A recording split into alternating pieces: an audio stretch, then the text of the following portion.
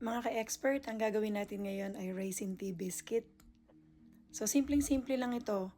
Favorite kasi namin siya ng husband ko. Lagi pa kaming pumupunta sa Tim Hortons para bumili nito.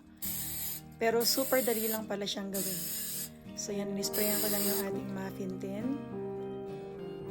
At syempre, ilalagay na natin yung ating butter dito.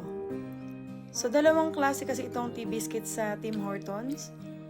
Pero mas gusto namin itong raisin tea biscuit. Tapos finace out nila. Kaya gagawa na lang ako. Yung isa ay cheese tea biscuit. Masarap din yon pero mas favorite namin ito. Kaya ngayon ito ang ginawa ko mga ka-expert. So yan, isa na lang at iatin ang ilalagay sa ating oven. At ibe-bake lang natin ito sa 425 degrees. 11 minutes lang, luto na to. So yan. Enjoy!